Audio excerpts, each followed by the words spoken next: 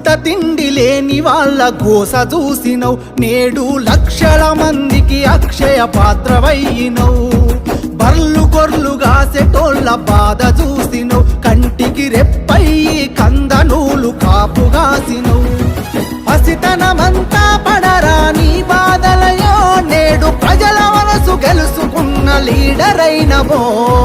ఓ మహారుషి మర్రి జనార్దనన్నా, నీ మానవతకు మనసు నిండా సలాములన్నా.